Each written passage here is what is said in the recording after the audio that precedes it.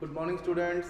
Now our next topic is mean value of alternating current. Mean value और average value of alternating current. अभी हम लोग mean value क्यों निकालते हैं? क्योंकि देखो जी alternating current में हमें पता है कि its magnitude keep on changing and direction changes periodically. ठीक है, तो इसमें होता क्या है कि एक कंप्लीट साइकिल के लिए यानी ये पॉजिटिव और ये नेगेटिव, तो एक कंप्लीट साइकिल हो गया। तो एक कंप्लीट साइकिल के लिए जो करंट की वैल्यू क्या आ रही है, 0। तो इसीलिए हम लोग क्या करते हैं, देखो यहाँ से लेके यहाँ तक क्या हुआ, टाइम पीरियड t हुआ, तो यहाँ तक कितना हो गया t/2। तो हम लोग क्या करते हैं, हाफ साइकिल के लिए जो अल्टरनेटिंग करंट निकालते हैं, अगर एक बार हाफ साइकिल फिर नेक्स्ट हाफ साइकिल टोटल जोड़ेंगे तो कितना हो जाएगा, 0। दैट इज वाई हम लोग जो मीन वैल्यू निकालते हैं वो किसके लिए निकालते हैं, हाफ साइकिल के लिए निकालते हैं। ठीक है, अब देखो जी कैसे हम लोग निकालते हैं। ठीक है, तो इसका जो डेफिनेशन है इतना बड़ा है, तो डेफिनेशन से घबराने की जरूरत नहीं है। क्या लिखा है, mean value of alternating current over any half cycle is defined as, तो मैंने बताया हाफ साइकिल के लिए क्यों इस्तेमाल करते हैं, ये क्यों निकालते हैं, is defined as that value of the steady current which would send the same amount of charge through the circuit in the time t/2 as is sent by the AC in the same time.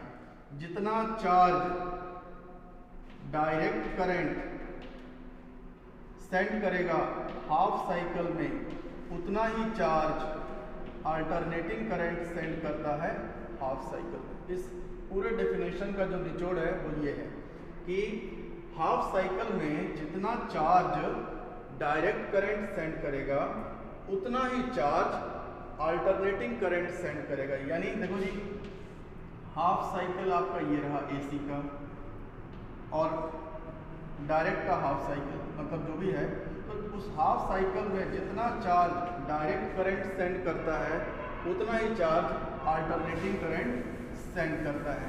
ऐसे हम लोग निकालते हैं mean value of alternating current. तो देखो जी कैसे, आपको पता है कि अल्टरनेटिंग करंट कैसे लिखा जाता है, I = I0 sin ωt। ठीक, अब हम जानते हैं कि यहाँ पर चार्ज की बात हो रही है कि हाफ साइकिल में कितना चार्ज ट्रांसमिट हुआ है या गया है, तो dq = कितना हो जाएगा, I dt। थोड़ा सा चार्ज गया इसी dt टाइम इंटरवल में, भाई हम जानते हैं ना डेफिनेशन इलेक्ट्रिक करंट का, I क्या होता है, dq/dt। So dq = I dt। तो I कितना हो जाता है अल्टरनेटिंग करंट में, I = I0 sin ωt dt। अब टोटल चार्ज निकालेंगे हाफ साइकिल में, तो क्या करेंगे, इंटीग्रेट कर देंगे ωt dt। तो कहाँ से कहाँ तक इंटीग्रेशन होगा, 0 से लेकर t/2। ठीक है ना, ये निकाला ना हाफ साइकिल में, यहाँ से लेके इधर इतना, तो t/2 समय में कितना चार्ज गया है। तो dq का इंटीग्रेशन कितना हो जाएगा, q I0 peak value constant है, बाहर आ जाएगा sin ωt। देखो जी ये बार बार आएगा, तो इसलिए एक बार सुन लो, sin ωt dt क्या होता है।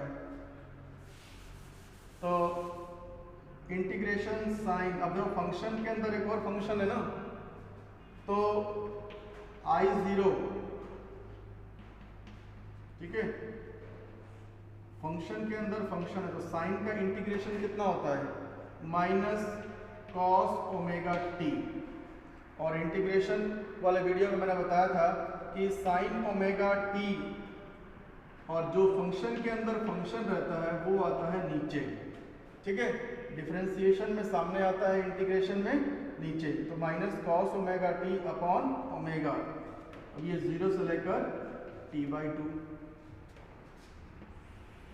अब देखो q कितना हो गया, I0/ω बाहर ले लो एक बार, ये ओमेगा को बाहर ले लो, तो कितना हो जाएगा, -cos ωt है ना, और 0 से लेकर t/2। तो I0 upon omega minus cos omega, T के जगह पे क्या upper limit minus lower limit, t/2 minus minus हो गया प्लस कॉस ओमेगा इंटू 0, ठीक है। तो ये हो जाएगा I0 upon omega minus cos omega क्या हो सकता है 2 पाई अपॉन टी, सभी को पता है ये ओमेगा क्या होता है 2 pi upon T into t/2, तो 2 से 2 कैंसिल, t से t कैंसिल, प्लस कॉस 0 कितना होता है 1, तो I0 अपॉन ओमेगा ये कितना हो जाएगा कॉस पाई बचा कॉस 180, कॉस 180 कितना होता है -1 और 1 कितना हो गया -1 और माइनस हो गया +1, 1 + 1 2, तो ये हो जाएगा 2I0 अपॉन ओमेगा। ध्यान है कॉस यहाँ से फिर हो जाएगा कंफ्यूज, माइनस यहाँ पे हो गया कॉस पाई +1, ठीक है। तो I0 अपॉन ओमेगा कॉस 180 -1 और माइनस प्लस 1 + 1 2, ये आपका ऐसा आता है, ये कितना हो जाएगा charge. This is your first equation. अब हाफ साइकिल में अल्टरनेटिंग करंट ने इतना चार्ज भेजा, तो हाफ साइकिल में IM रिप्रेजेंट करता है मीन वैल्यू ऑफ करंट, ठीक है। तो DC के लिए कितना हो जाएगा charge, U = IM into t/2, दोनों को इक्वेट करो तो कितना हो जाएगा IM t/2 = 2I0 upon omega, so IM कितना हो जाएगा 2I0 अपॉन ओमेगा इंटू ये t/2 है तो वहाँ पर कितना हो जाएगा 2/t, ऐसा हो जाएगा t/2 जब वहाँ जाएगा तो 2/t, तो 2I0 और ओमेगा कितना होता है 2 पाई/t इंटू 2/t, तो t से t कैंसिल, 2 से 2 कैंसिल, कितना आ गया 2I0 अपॉन पाई, ये आपका आएगा मीन वैल्यू, ठीक है।